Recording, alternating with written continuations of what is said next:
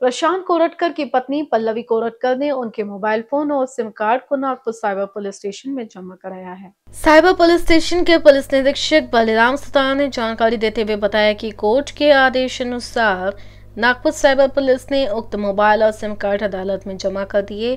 इसके बाद कोल्हापुर पुलिस उन्हें अपने कब्जे में लेकर आगे की जांच करेगी। प्रशांत कोरटकर खुद पुलिस के सामने उपस्थित नहीं हुए, लेकिन उन्होंने अपनी पत्नी के माध्यम से सहमति पत्र, मोबाइल फोन और सिम कार्ड जमा करवा दिया।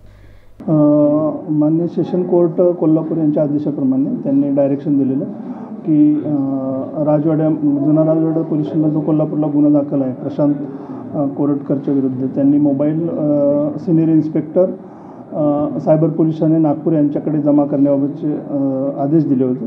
त्याप्रमाणे त्यांची पत्नी पल्लवी प्रशांत कोरटकर ही आज येऊन तिने मोबाईल हँडसेट मोबाईल तिने पोलिसांच्या ताब्यात दिला। तो SOP प्रमाणे आपण जप्त केलेला आहे आणि तो मान्य न्यायालयात उद्या 2 दिवसात सादर करणार आहोत। SOP नेमकी काय होती, तुम्ही कशी ती प्रक्रिया पार पडली की त्या आदेशाप्रमाणे प्रशांत कोरटकर यांनी स्वतः याला अपेक्षित होते? महाराष्ट्र शासनाची ती SOP आहे, त्याप्रमाणे आपण तो मोबाईल जप्त केलेला आहे।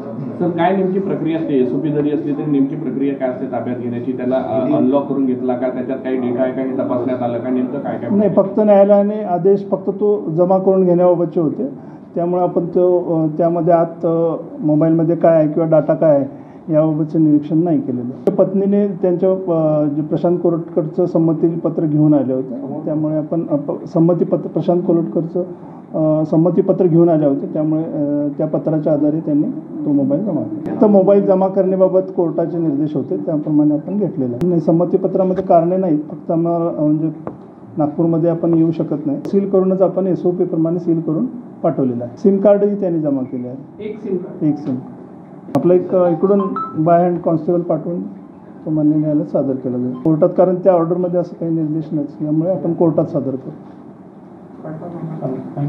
थँक्यू। रेश्मा राठोड।